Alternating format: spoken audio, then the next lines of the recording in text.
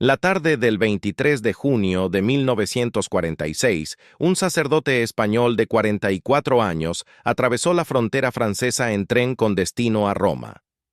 José María Escrivá de Balaguer viajaba con documentación provisional y una maleta ligera.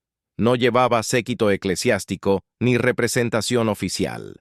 En su bolsillo guardaba una carta de presentación del obispo de Madrid dirigida a la Secretaría de Estado Vaticana. El vagón atravesaba los Alpes bajo un cielo de verano, mientras Europa emergía del caos de la Segunda Guerra Mundial. Las vías ferroviarias recién reparadas mostraban todavía las cicatrices del conflicto. Escrivá había decidido abandonar España de manera casi repentina, dejando atrás 17 años de trabajo diocesano en Madrid. La decisión respondía a una estrategia precisa: transformar el Opus Dei de una realidad diocesana española en una institución con alcance universal. Roma ofrecía lo que ninguna diócesis española podía proporcionar: la proximidad directa a la Santa Sede y la posibilidad de obtener una configuración jurídica que trascendiera las fronteras nacionales. El tren avanzaba hacia la ciudad eterna mientras Escrivá contemplaba el paisaje alpino. En sus años de sacerdocio, había fundado una organización laical sin precedentes claros en el derecho canónico vigente. Ahora necesitaba que Roma comprendiera y legitimara esa novedad. El viaje no era una peregrinación devocional, era una operación institucional calculada con precisión. Si este análisis histórico te resulta valioso, considera suscribirte al canal para recibir nuevos episodios sobre la historia del Opus Dei. Activa las notificaciones para no perderte los próximos documentales. La pregunta central es directa: ¿cómo una organización nacida en Madrid en 1928 logró establecerse en Roma en plena posguerra europea y obtener el reconocimiento pontificio que la transformaría en realidad supradiocesana? La respuesta no se encuentra en motivaciones espirituales abstractas, sino en decisiones institucionales concretas tomadas entre 1946 y 1950. Este periodo de 4 años marca el giro decisivo en la historia del Opus Dei. Antes de 1946, la obra era una piadosa unión aprobada por el obispo de Madrid. Después de 1950, se había convertido en un instituto secular de derecho pontificio con presencia en varios países europeos y americanos. El cambio no fue espontáneo ni providencial en sentido automático. Fue el resultado de una estrategia deliberada que implicó negociaciones canónicas, adaptaciones jurídicas y construcción de redes eclesiásticas romanas. Escrivá comprendió antes que muchos de sus contemporáneos que la configuración jurídica determina la capacidad de expansión institucional. Una aprobación diocesana limitaba el crecimiento. Una aprobación pontificia lo liberaba. El contexto europeo de 1946 era complejo. La Segunda Guerra Mundial había concluido el año anterior, dejando un continente dividido, ciudades destruidas y estructuras eclesiásticas debilitadas. El Vaticano navegaba las tensiones de la Guerra Fría emergente. Pío XII, elegido papa en 1939, había mantenido una diplomacia cautelosa durante el conflicto. Ahora enfrentaba el desafío de reconstruir la influencia católica en una Europa secularizada y amenazada por el comunismo soviético. En ese panorama, el proyecto de Escrivá ofrecía algo que Roma valoraba: laicos católicos comprometidos en la santificación del trabajo profesional ordinario, sin apartarse del mundo secular. La novedad radicaba en la fórmula. No se trataba de una orden religiosa tradicional con votos públicos y vida comunitaria, sino de personas que permanecían en sus profesiones civiles mientras seguían un camino espiritual específico. Esta configuración respondía a las necesidades pastorales de una sociedad moderna, donde los laicos ocupaban cada vez más espacios profesionales alejados del control eclesiástico directo. España, en 1946, vivía bajo la dictadura de Francisco Franco, consolidada tras la Guerra Civil de 1936 a 1939. El régimen mantenía relaciones privilegiadas con la Iglesia Católica, que había apoyado mayoritariamente el bando nacional durante el conflicto.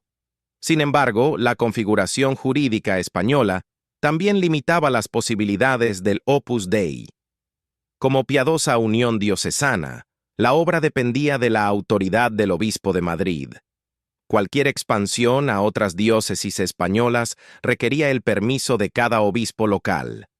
La extensión internacional era prácticamente imposible bajo esa figura canónica. Escrivá había intentado otras vías. En 1941, había obtenido del obispo de Madrid la aprobación del Opus Dei como piadosa unión. En 1943, había constituido la Sociedad Sacerdotal de la Santa Cruz, una estructura que permitía la incardinación de sacerdotes dedicados al servicio pastoral de la obra. Pero estas figuras seguían siendo diocesanas y españolas. El salto cualitativo requería Roma. El viaje de junio de 1946 no fue la primera visita de Escrivá a Italia. Había estado en Roma brevemente en 1938, antes de la guerra. Aquella visita había sido exploratoria, sin resultados institucionales concretos. Ahora las circunstancias habían cambiado. Escrivá había madurado su comprensión del derecho canónico y había establecido contactos en la curia romana. Sabía que necesitaba presentar el Opus Dei no como una asociación piadosa más, sino como una respuesta a un problema pastoral específico. Cómo formar cristianamente a los laicos que trabajaban en profesiones seculares sin exigirles que abandonaran esas profesiones. La argumentación era estratégica. Roma recibía constantemente propuestas de nuevas fundaciones religiosas. El Opus Dei debía distinguirse claramente de esas iniciativas para captar la atención de los dicasterios vaticanos. Los primeros meses en Roma fueron difíciles. Escrivá se alojó inicialmente en una pensión modesta cerca de la Plaza de España. No tenía infraestructura, apenas conocía la ciudad y dependía de las presentaciones que pudieran facilitarle los contactos españoles en el Vaticano. La curia romana funcionaba con ritmos propios, burocráticos y lentos. Obtener audiencias con los cardenales y prelados relevantes requería paciencia y gestión de relaciones. Escrivá comenzó a frecuentar las oficinas de la Congregación de Religiosos, el dicasterio que entonces gestionaba la aprobación de nuevas formas de vida consagrada. Allí encontró funcionarios escépticos. El concepto de una organización de laicos que vivían en el mundo sin hábito religioso ni votos públicos resultaba extraño a los esquemas canónicos tradicionales. Algunos prelados cuestionaban la viabilidad de mantener una vida espiritual exigente sin la protección de un claustro o una regla conventual. Otros dudaban de que los laicos pudieran alcanzar la santidad en medio de las actividades profesionales ordinarias. La estrategia de Escrivá fue doble. Por un lado, buscó aliados dentro de la curia que comprendieran la novedad de su propuesta. Encontró apoyo en algunos consultores de la Congregación de Religiosos y en ciertos obispos residentes en Roma. Por otro lado, comenzó a preparar la documentación canónica necesaria para solicitar una aprobación pontificia. Esto implicaba redactar estatutos detallados, describir el espíritu de la institución, explicar el método de formación y demostrar que el Opus Dei no era una variante de otras asociaciones ya existentes. La tarea era técnica y requería conocimientos de derecho canónico que Escrivá no dominaba completamente. Recurrió a canonistas romanos para revisar los textos y asegurarse de que la terminología fuera precisa según las categorías jurídicas vigentes. Mientras tanto, el Opus Dei seguía funcionando en España. Escrivá mantenía correspondencia regular con los responsables en Madrid. Las cartas contenían instrucciones sobre la gestión de los centros, orientaciones espirituales y noticias sobre el progreso de las gestiones romanas. La comunicación postal era lenta y sujeta a posibles censuras, tanto españolas como italianas. Escrivá desarrolló un estilo epistolar prudente, evitando referencias explícitas a negociaciones delicadas. En Madrid, los miembros del Opus Dei continuaban con sus actividades de formación espiritual y apostolado universitario. La residencia de estudiantes DYA seguía funcionando.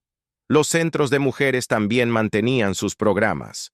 Sin embargo, la ausencia del fundador generaba incertidumbre. Algunos miembros se preguntaban cuánto tiempo duraría la estancia romana y qué resultados concretos se obtendrían. Escrivá necesitaba demostrar que el traslado a Roma producía frutos institucionales tangibles. En 1947, un año después de su llegada, Escrivá logró un avance significativo. La congregación de religiosos aceptó estudiar formalmente la petición de aprobación del Opus Dei como instituto secular. Esta figura jurídica era relativamente nueva. Pío XII había comenzado a desarrollarla para reconocer formas de vida consagrada que no se ajustaban al modelo monástico tradicional. Los institutos seculares permitían a sus miembros emitir votos privados de pobreza, castidad y obediencia mientras permanecían en el mundo ejerciendo profesiones civiles. La fórmula se adaptaba bien a la propuesta del Opus Dei, aunque Escrivá tendría que aceptar ciertas concesiones.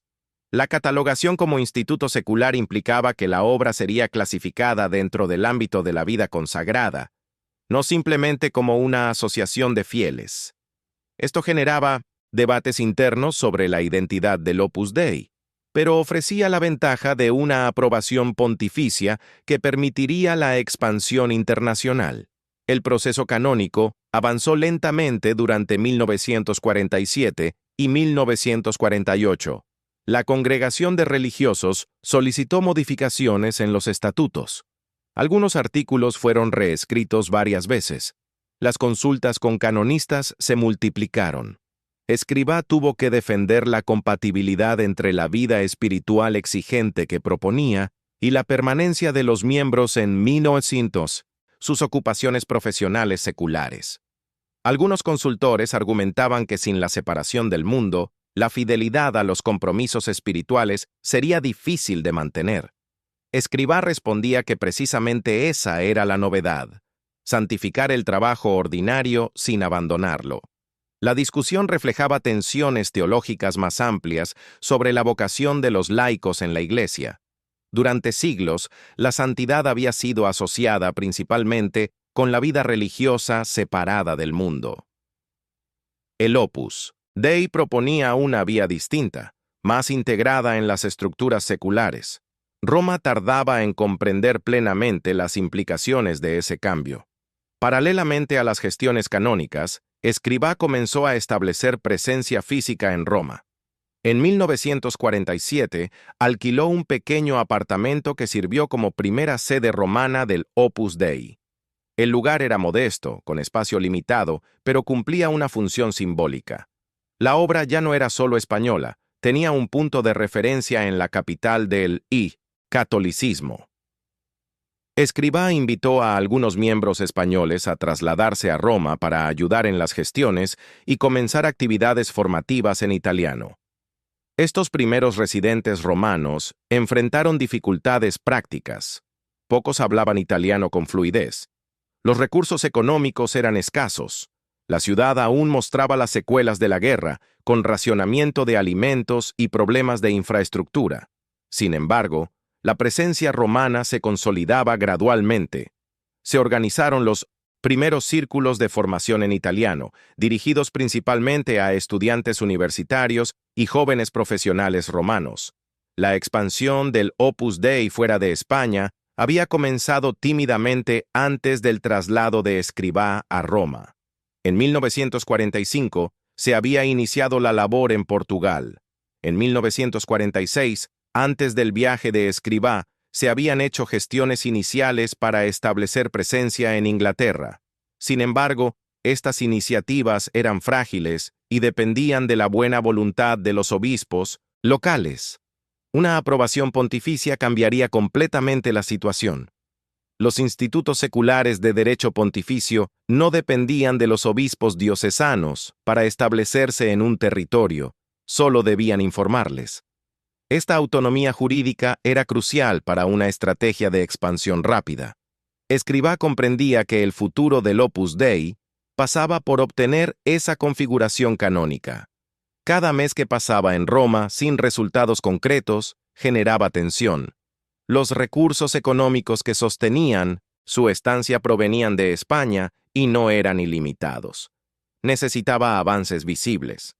En 1948 se produjo un giro importante. La Congregación de Religiosos emitió un decreto provisorio reconociendo al Opus Dei como instituto secular, aunque con carácter experimental y sujeto a revisión. La aprobación definitiva requeriría más tiempo y nuevas evaluaciones, pero el decreto de 1948 representaba un paso decisivo. Por primera vez, el Opus Dei recibía un reconocimiento formal de la Santa Sede. Ya no era una realidad diocesana española, sino una institución pontificia, aunque todavía en fase de experimentación. Escribá celebró el logro con sobriedad. Sabía que el reconocimiento provisional implicaba obligaciones y exigencias. Los estatutos aprobados debían cumplirse rigurosamente. Cualquier desviación podría comprometer la aprobación definitiva. Además, la clasificación como instituto secular generaba implicaciones que Escribá tendría que gestionar cuidadosamente en los años siguientes. Algunos miembros del Opus Dei en España recibieron con reservas la noticia de que la obra había sido catalogada dentro de las formas de vida consagrada. Escribá debió explicar que se trataba de una categoría jurídica necesaria para obtener la aprobación romana, no de una transformación de la esencia del Opus Dei. Con el decreto de 1948, las posibilidades de expansión se ampliaron considerablemente. Escribá autorizó la apertura de centros del Opus Dei en varios países europeos. En 1949 se establecieron presencias en Francia, Irlanda y México. En 1950 se iniciaron trabajos en Chile y Argentina. La expansión geográfica era rápida, quizás demasiado rápida para una institución que aún tenía estructuras organizativas incipientes. Cada nuevo país requería encontrar personas dispuestas a trasladarse, alquilar locales, aprender idiomas, establecer contactos con obispos locales y comenzar actividades formativas. Los recursos humanos y económicos del Opus Dei eran limitados. La mayoría de los miembros eran jóvenes, muchos todavía estudiantes universitarios o profesionales en inicio de carrera. Depender de ellos para misiones internacionales implicaba riesgos. Algunos fracasaron en la adaptación a los nuevos países.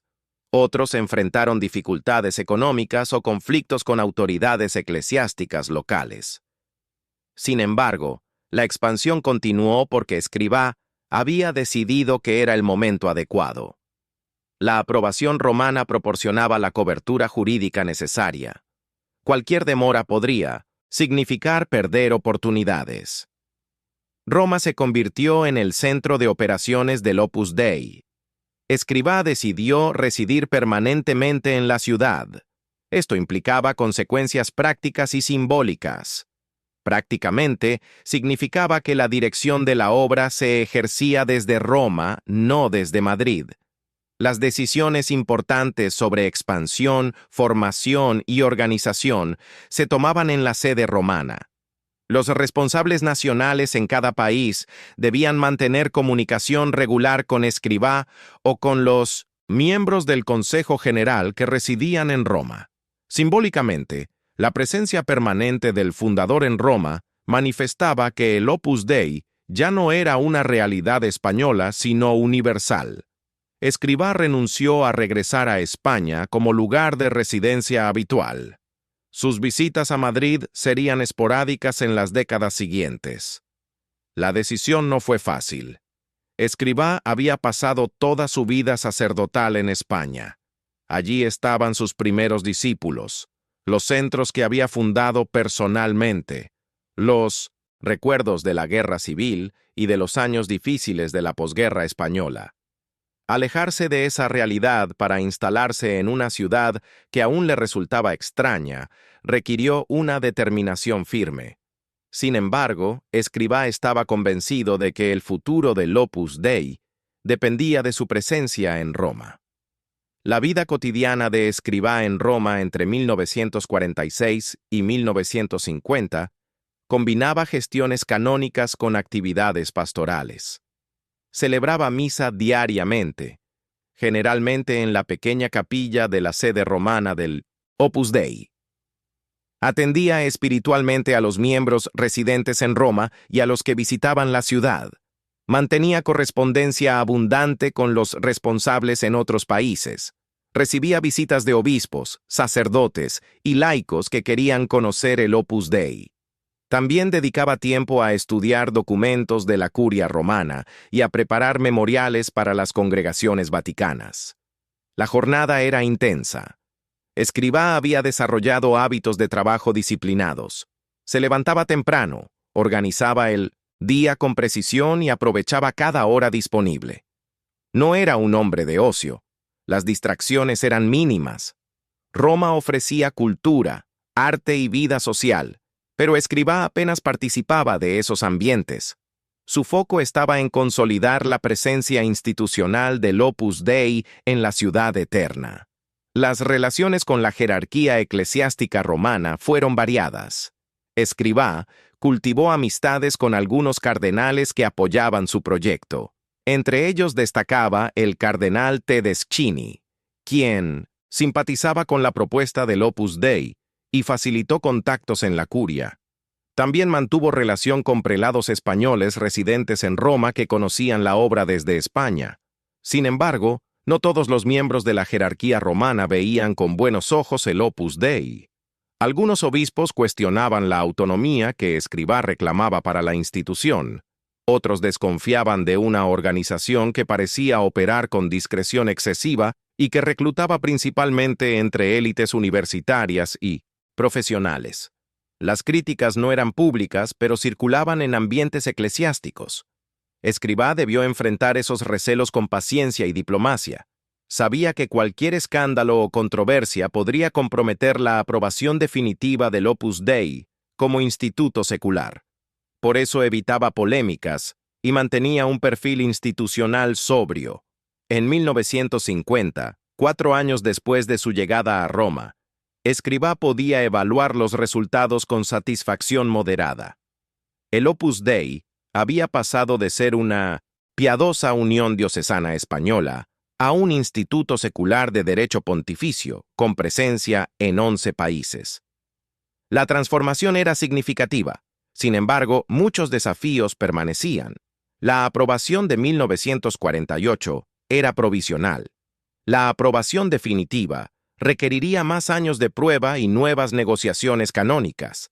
Además, la expansión rápida generaba problemas de gestión. Escrivá carecía de estructuras administrativas sólidas para coordinar la actividad en tantos países simultáneamente. La formación de los responsables nacionales era desigual. Algunos mostraban capacidad y madurez. Otros cometían errores que podían comprometer la reputación de la obra. Escrivá comenzó a percibir que necesitaba profesionalizar la dirección del Opus Dei. Ya no podía confiar solo en el entusiasmo inicial de los primeros miembros. Necesitaba planificación estratégica, formación sistemática de dirigentes y mecanismos de control que aseguraran la coherencia de la acción en todos los países. La sede romana del Opus Dei se trasladó en 1950 a un edificio más amplio. El apartamento inicial había quedado insuficiente. El nuevo local permitía alojar a más personas, organizar actividades formativas con mayor capacidad y establecer oficinas administrativas. Escrivá supervisó personalmente el acondicionamiento del lugar. Quería que la casa romana reflejara el espíritu del Opus Dei: sobriedad, orden, limpieza y ambiente de trabajo. No buscaba lujos, pero exigía dignidad. Los muebles eran funcionales. La decoración era mínima. La capilla ocupaba un lugar central en la distribución de los espacios. Escrivá insistía en que la vida espiritual debía estructurar la vida material, no al revés. La Casa Romana se convirtió en modelo para los centros del Opus Dei en otros países. Los responsables que visitaban Roma observaban cómo estaba organizada la vida diaria y trasladaban esas pautas a sus propios centros. Así se generaba una cierta uniformidad en el estilo de las casas del Opus Dei, independientemente del país donde se ubicaran. Esa uniformidad facilitaba la identificación institucional y la movilidad de los miembros entre países. El año 1950 marcó también el inicio de una nueva etapa en las relaciones del Opus Dei con otras realidades eclesiales. Hasta entonces, la obra había funcionado de manera relativamente aislada, con pocos contactos orgánicos con otras congregaciones o movimientos católicos. En Roma, Escrivá comenzó a establecer vínculos con fundadores de otros institutos seculares que estaban en proceso de aprobación similar. Estos contactos eran pragmáticos. Escrivá no buscaba alianzas ideológicas, sino información sobre cómo navegar los procesos canónicos romanos. Otros fundadores enfrentaban dificultades parecidas: resistencias curiales, incomprensiones teológicas, problemas de terminología jurídica. El intercambio de experiencias resultaba útil. Sin embargo, Escrivá mantenía distancia respecto a propuestas de coordinación o federación entre institutos seculares. Prefería que el Opus Dei conservara su autonomía completa. No quería que la obra fuera percibida como parte de un movimiento más amplio. La identidad específica del Opus Dei debía preservarse con claridad. Paralelamente, Escrivá profundizó su reflexión teológica sobre la santificación del trabajo. En conversaciones con teólogos romanos y en sus escritos de este periodo, desarrolló argumentos sobre la vocación universal a la santidad y sobre el valor santificante del trabajo profesional ordinario. Estas ideas no eran completamente originales. Tenían raíces en la teología paulina y en cierta tradición espiritual católica. Sin embargo, Escrivá las articulaba de manera sistemática y las conectaba directamente con la propuesta institucional del Opus Dei. Argumentaba que la santidad no era monopolio de monjes y monjas, sino que todos los bautizados estaban llamados a la plenitud cristiana. El camino hacia esa plenitud no requería abandonar las ocupaciones seculares, sino santificarlas mediante la intención recta, la competencia profesional y la caridad en el trabajo. Estos planteamientos resultaban atractivos en el contexto de la posguerra europea, donde muchos católicos buscaban formas de vivir su fe sin retirarse del mundo laboral y social. Escrivá ofrecía una espiritualidad que integraba fe y vida ordinaria. Esa integración sería una de las claves del crecimiento posterior del Opus Dei. Sin embargo, la teología de Escrivá también generaba preguntas. Algunos teólogos cuestionaban si la santificación del trabajo era suficiente sin una dimensión explícita de justicia social y compromiso con los pobres. Escrivá respondía que el Opus Dei no era una organización de acción social, sino de formación espiritual. Los miembros podían, individualmente, comprometerse con causas sociales según su conciencia, pero la obra como institución no asumía banderas políticas ni sociales. Esta posición era coherente con el deseo de Escrivá de mantener el Opus Dei fuera de las divisiones políticas que fracturaban el catolicismo europeo en aquellos años. En Francia, Italia y España, los católicos estaban divididos entre conservadores y progresistas, entre defensores del orden establecido y partidarios de reformas sociales. Escrivá quería que el Opus Dei permaneciera neutral en esas disputas. Argumentaba que la obra acogía personas de todas las tendencias políticas legítimas. Sin embargo, en la práctica, el perfil sociológico del Opus Dei tendía hacia sectores profesionales acomodados y hacia posiciones políticas conservadoras. Escrivá era consciente de esa tendencia, pero no la consideraba problemática. Creía que evangelizar las élites profesionales era tan importante como evangelizar otros sectores sociales. La cuestión del secreto o la discreción fue otro tema que surgió durante estos años romanos. El Opus Dei no publicaba listas de miembros, no organizaba manifestaciones públicas multitudinarias, no buscaba visibilidad mediática. Esta discreción respondía a varias razones. Escribá argumentaba que los miembros del Opus Dei debían santificarse en sus profesiones civiles sin que su pertenencia a la obra condicionara su percepción pública. Un médico miembro del Opus Dei debía ser reconocido por su competencia médica, no por su afiliación religiosa.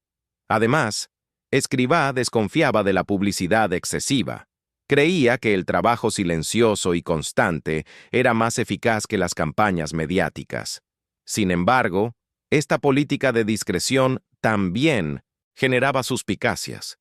Algunos observadores eclesiásticos comenzaron a hablar del Opus Dei como de una organización secreta. Escribá rechazaba esa caracterización. Afirmaba que el Opus Dei no tenía nada que ocultar, simplemente prefería trabajar sin alardear. La distinción entre discreción legítima y secretismo cuestionable sería objeto de debates recurrentes en las décadas siguientes. En 1950, sin embargo, la cuestión aún no había escalado a controversia pública. El financiamiento del Opus Dei, durante estos primeros años romanos, provenía principalmente de donaciones de miembros y simpatizantes españoles. La obra no tenía patrimonio significativo. Los centros funcionaban en régimen de alquiler. Los miembros que se trasladaban a otros países dependían de recursos enviados desde España o de trabajos que conseguían localmente. Escribá insistía en que el Opus Dei debía autofinanciarse mediante el trabajo profesional de sus miembros, no mediante colectas eclesiásticas. Esto significaba que los miembros con ingresos profesionales contribuían económicamente al sostenimiento de los centros. Quienes aún eran estudiantes o tenían ingresos limitados contribuían menos o nada. El sistema generaba cierta dependencia de los miembros con recursos económicos más sólidos. Escribá era consciente de este riesgo, pero no veía alternativa viable. Las congregaciones religiosas tradicionales podían depender de donaciones de fieles o de subvenciones eclesiásticas. El Opus Dei, al no ser una orden religiosa clásica, carecía de esos mecanismos. Debía construir su sostenibilidad económica de manera distinta. La formación de los miembros del Opus Dei seguía pautas que Escribá había desarrollado en España y que ahora trasladaba a los contextos internacionales. La formación incluía vida espiritual, doctrina católica y preparación profesional. Los miembros participaban en círculos semanales donde se impartían charlas sobre temas espirituales y se practicaban exámenes de conciencia. También asistían a retiros mensuales y a tandas de ejercicios espirituales anuales. La formación doctrinal incluía estudio de catecismo, moral católica y documentos pontificios. Escribá insistía en la ortodoxia teológica. No toleraba desviaciones doctrinales. Además, la formación contemplaba el desarrollo profesional. Se esperaba que los miembros destacaran en sus respectivas profesiones. Escribá repetía que la santificación del trabajo requería competencia profesional. Un médico mediocre no santificaba su trabajo por tener buenas intenciones. Debía ser excelente médico y tener buenas intenciones. Esta exigencia de excelencia profesional se convirtió en característica del Opus Dei. Los miembros asumían que debían sobresalir en sus campos de trabajo. Esto generaba resultados positivos en términos de prestigio profesional, pero también tensiones cuando la excelencia profesional entraba en conflicto con otras dimensiones de la vida personal o familiar. Las mujeres en el Opus Dei constituían una rama separada desde 1945. Escribá había establecido la sección femenina con gobierno propio, aunque dependiente de la autoridad central del fundador. Las mujeres del Opus Dei seguían el mismo espíritu de santificación del trabajo profesional que los hombres, pero con ciertas especificidades. Muchas mujeres se dedicaban a la administración doméstica de los centros del Opus Dei. Estas mujeres, llamadas auxiliares, hacían posible el funcionamiento material de las casas. cocina, limpieza, mantenimiento. Escribá valoraba este trabajo como plenamente digno y santificable. Sin embargo, la configuración generaba asimetrías. Mientras los hombres del Opus Dei se concentraban en profesiones universitarias y de prestigio social, muchas mujeres quedaban relegadas a tareas domésticas. La justificación teológica era que todo trabajo, incluido el doméstico, tenía igual dignidad ante Dios. La realidad sociológica era que las oportunidades profesionales de las mujeres en el Opus Dei eran más limitadas. Durante los años romanos, 1946-1950, esta cuestión no generó debate público. Las expectativas sociales sobre las mujeres en la Europa de posguerra eran restrictivas. El Opus Dei no cuestionaba esas expectativas, sino que las integraba en su modelo de funcionamiento. Los sacerdotes del Opus Dei formaban un grupo reducido en 1950. La mayoría de los miembros eran laicos. Los sacerdotes procedían de la Sociedad Sacerdotal de la Santa Cruz, que Escribá había constituido para asegurar la atención pastoral de la obra. Estos sacerdotes no eran religiosos en sentido canónico. Pertenecían a un instituto secular, igual que los miembros laicos. Vivían en centros del Opus Dei, pero sin hábito religioso ni régimen conventual. Su función principal era celebrar los sacramentos para los miembros y dirigir la formación espiritual. Escribá insistía en que los sacerdotes del Opus Dei debían comprender profundamente la espiritualidad de la obra para transmitirla adecuadamente. Esto requería formación específica. En Roma, Escribá organizó cursos de formación para los sacerdotes y para quienes se preparaban al sacerdocio dentro del Opus Dei. La formación combinaba teología, derecho canónico y espiritualidad propia de la obra. Escribá supervisaba personalmente estos programas. Quería asegurarse de que los sacerdotes fueran fieles transmisores del espíritu fundacional. El perfil de los primeros miembros del Opus Dei en los distintos países era relativamente homogéneo. Se trataba mayoritariamente de estudiantes universitarios o jóvenes profesionales de clase media o media alta. Los criterios de selección no estaban formalizados en documentos públicos, pero existían en la práctica. Se buscaban personas con capacidad intelectual, formación cultural, ambición profesional y vida espiritual seria. Escribá creía que evangelizar las universidades y las profesiones de élite era estratégico para influir en la sociedad. Esta opción generaba resultados en términos de prestigio institucional. Los centros del Opus Dei en universidades importantes atraían estudiantes destacados. Algunos de esos estudiantes alcanzarían posiciones profesionales relevantes en décadas posteriores. Sin embargo, la opción también limitaba el alcance sociológico de la obra. Los sectores populares, los trabajadores manuales, los campesinos, quedaban mayoritariamente fuera del radio de acción del Opus Dei. Escribá justificaba esta situación argumentando que cada institución en la Iglesia tenía su carisma específico. El Opus Dei no pretendía abarcar todos los sectores sociales, sino aquellos donde podía trabajar con mayor eficacia. El gobierno del Opus Dei se centralizaba en Roma bajo la autoridad de Escribá. Los responsables nacionales en cada país tenían autonomía operativa, pero debían consultar las decisiones importantes. Escribá mantenía comunicación epistolar constante con ellos. Las cartas eran detalladas, a veces extensas, abordando cuestiones espirituales, disciplinares, económicas y estratégicas. Escribá ejercía un liderazgo personal fuerte, no delegaba fácilmente. Quería controlar los aspectos esenciales de la marcha de la obra. Este estilo de gobierno era eficaz para mantener coherencia institucional en una fase de expansión rápida, pero también generaba dependencia. Los responsables nacionales esperaban indicaciones de Roma antes de actuar. La iniciativa local era limitada. Escrivá justificaba este centralismo como necesario para preservar la unidad del espíritu fundacional. Temía que la expansión geográfica diluyera la identidad del Opus Dei. Por eso insistía en que las directrices debían emanar del centro. Con el tiempo, este modelo de gobierno sería cuestionado y ajustado, pero en 1950 parecía el único viable para una institución joven en fase de crecimiento acelerado. Las relaciones del Opus Dei con otras congregaciones religiosas en Roma fueron cordiales pero distantes. Escrivá no buscaba integrar el Opus Dei en redes existentes de órdenes religiosas.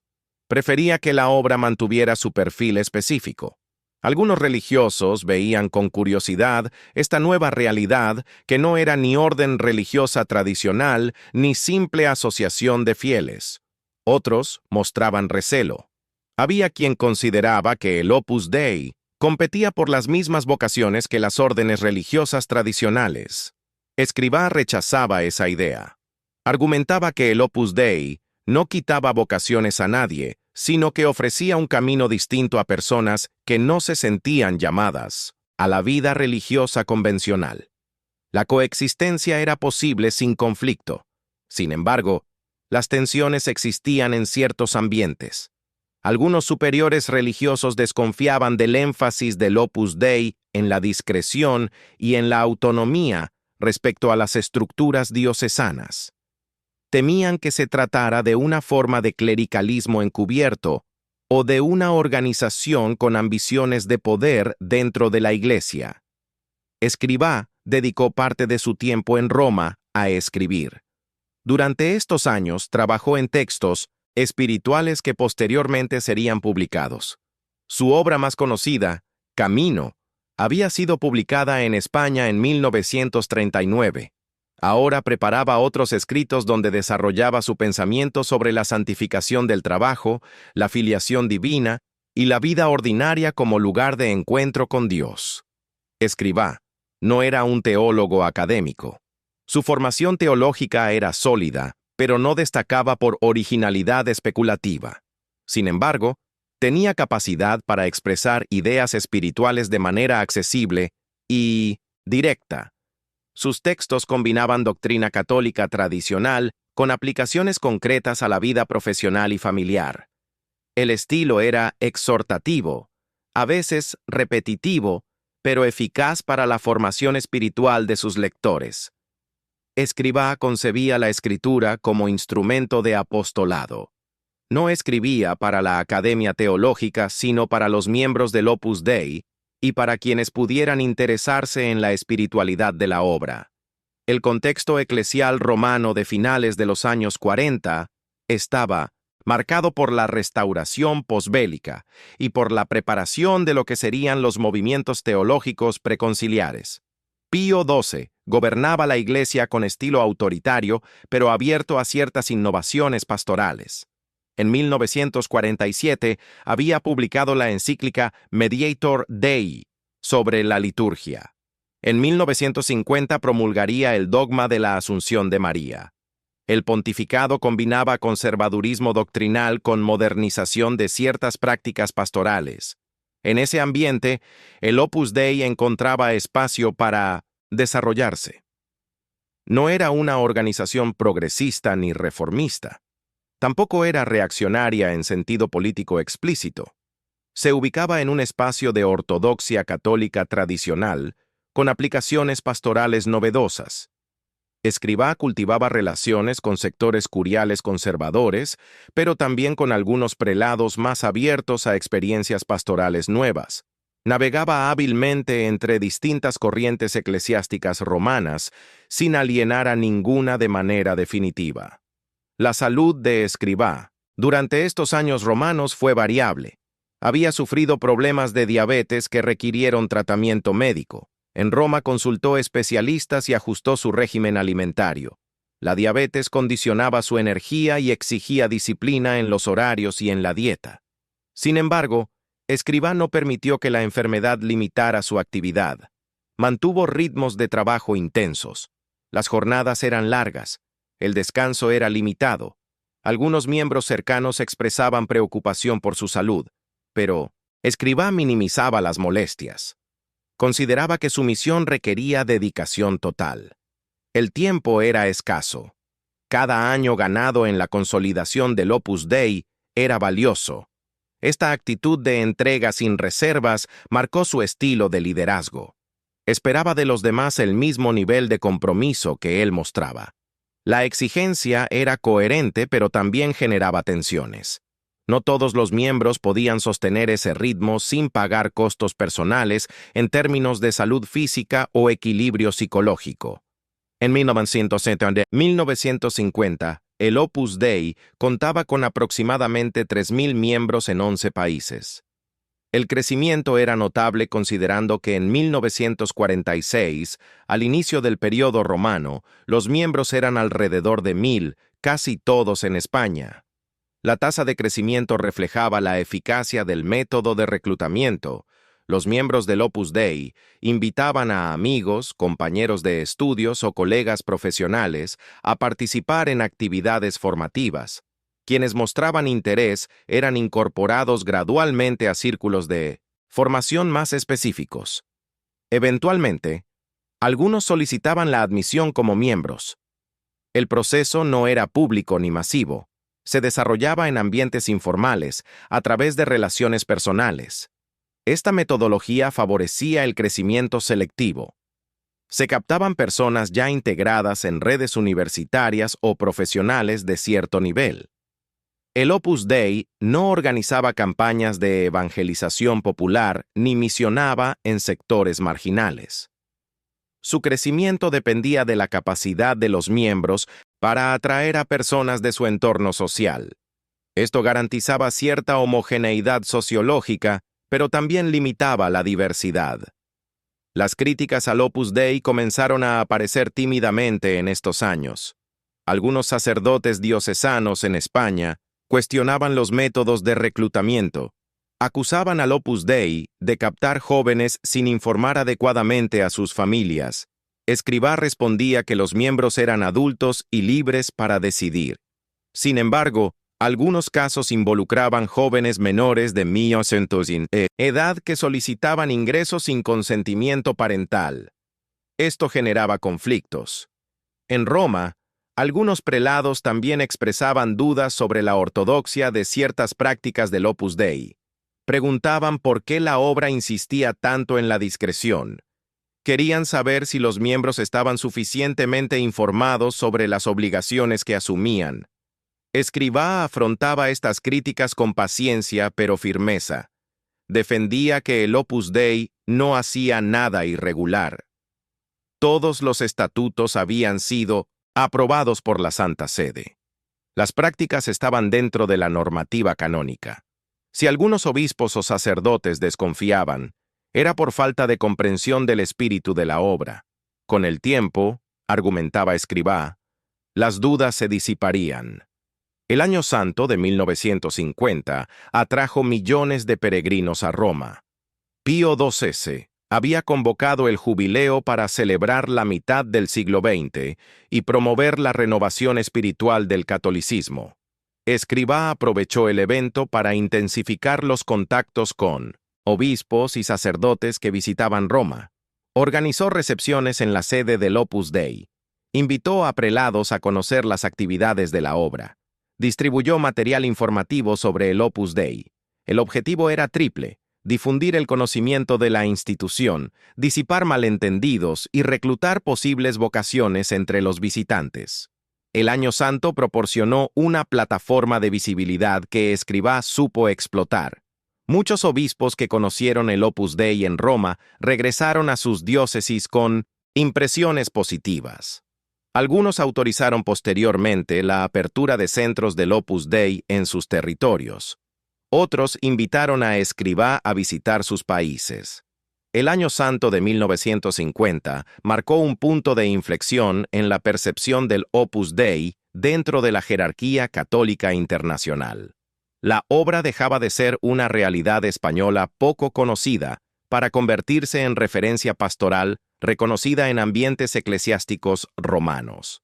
El clímax de este periodo se alcanzó cuando quedó claro que el Opus Dei había logrado implantarse establemente en Roma y obtener la configuración jurídica que Escrivá buscaba.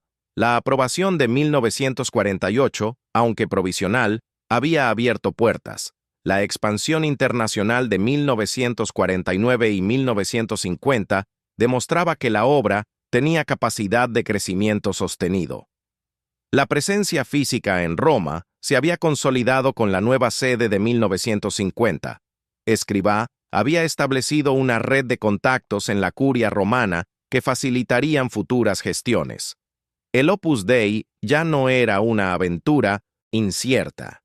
Era una realidad institucional reconocida por la Santa Sede, con presencia en varios continentes y con perspectivas de crecimiento continuado.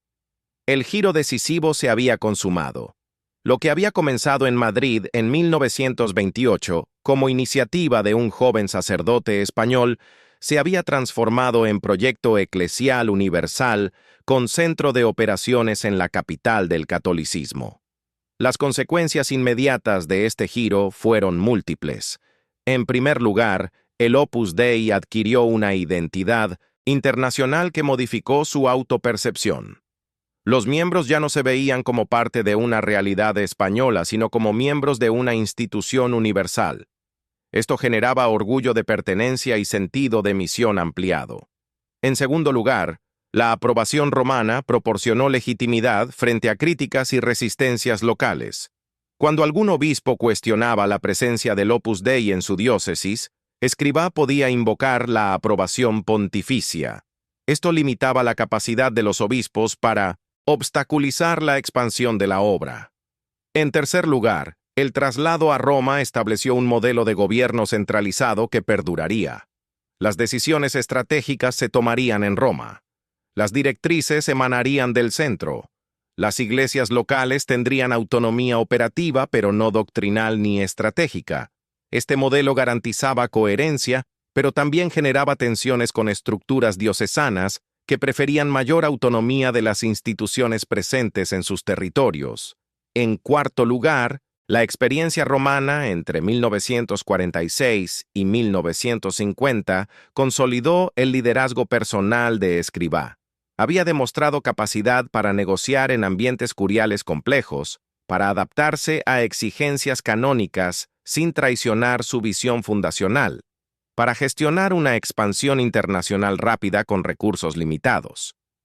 Su autoridad dentro del Opus Dei quedó reforzada.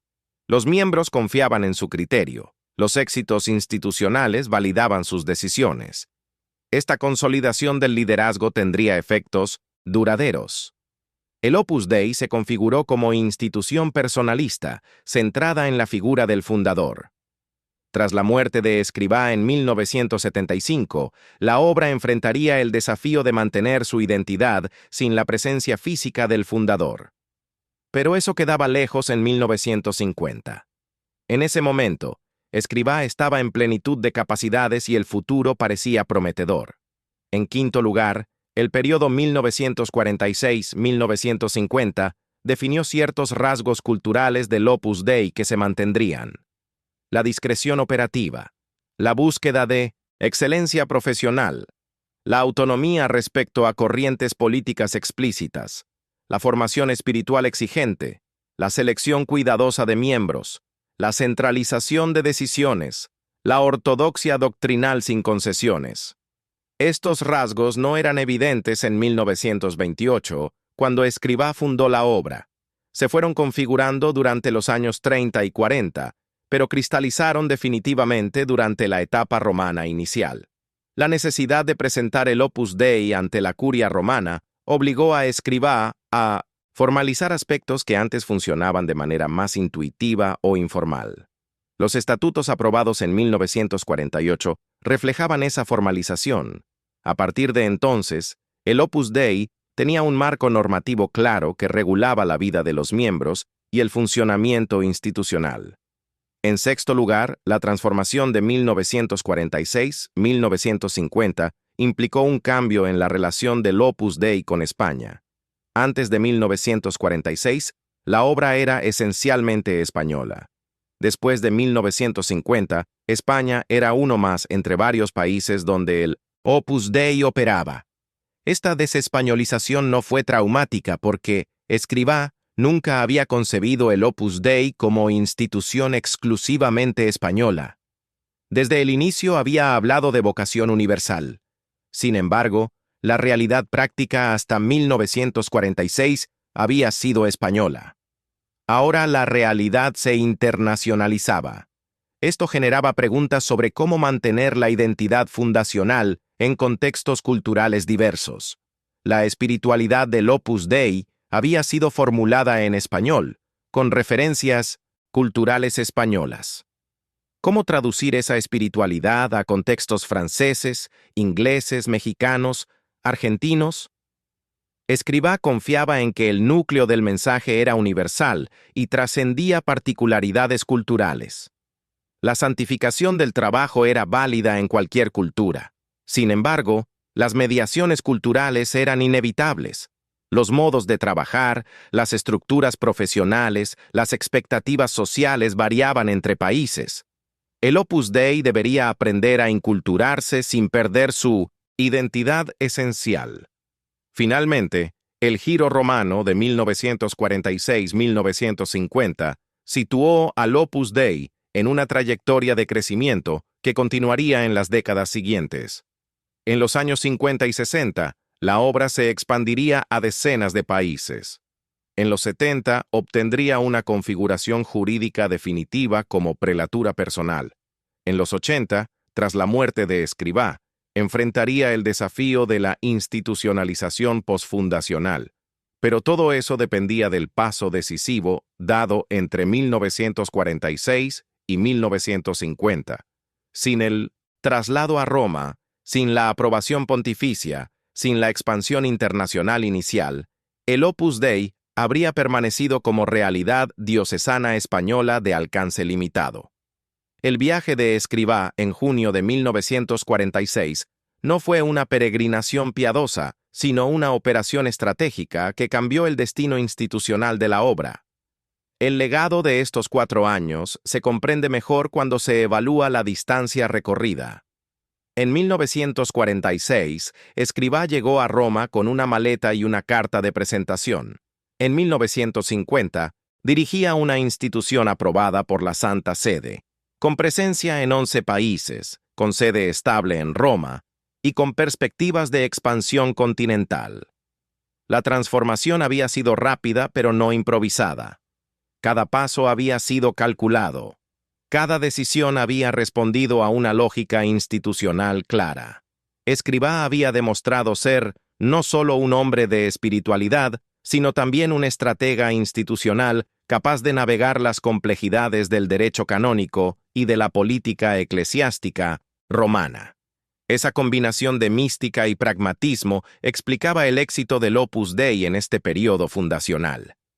La historia del Opus Dei entre 1946 y 1950 es la historia de una transformación institucional decisiva.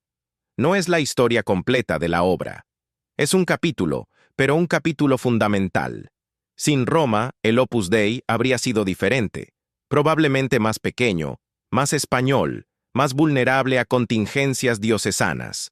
Con Roma, se convirtió en institución global con capacidad de sobrevivir a su fundador y de adaptarse a contextos cambiantes. El precio de esa transformación fue la aceptación de una configuración jurídica que no se ajustaba perfectamente a la visión inicial de Escrivá.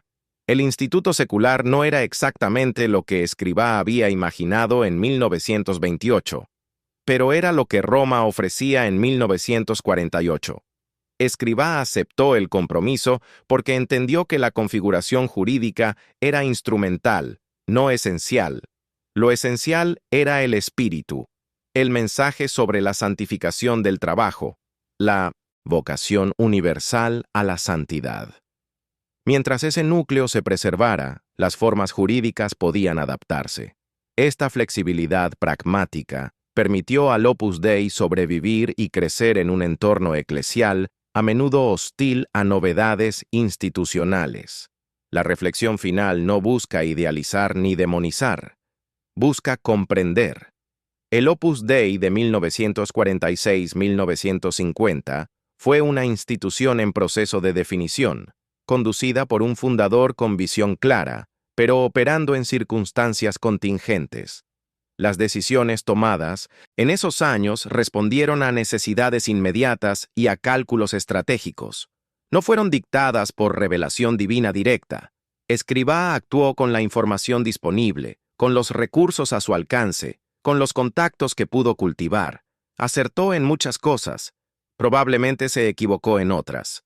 La historia no ofrece veredictos definitivos sobre instituciones vivas. Ofrece evidencia que permite comprensión matizada. El Opus Dei, transformado por el Giro Romano de 1946-1950, continuó, evolucionando en décadas posteriores. Algunos desarrollos confirmaron las intuiciones de Escrivá. Otros plantearon desafíos que el fundador no había anticipado. Esa es la naturaleza de las instituciones humanas, incluidas las religiosas. Se fundan en momentos específicos, responden a contextos concretos, evolucionan con el tiempo. El periodo 1946-1950 fue uno de esos momentos fundacionales cuyas consecuencias se proyectan mucho más allá de los 4 años que duró. Si este recorrido histórico te ha resultado esclarecedor, te invito a compartir tus reflexiones en los comentarios. ¿Qué aspectos de este periodo consideras más determinantes para comprender la evolución posterior del Opus Dei? ¿Qué preguntas quedan abiertas? La historia es diálogo entre evidencias del pasado e interrogantes del presente. Tu participación enriquece ese diálogo.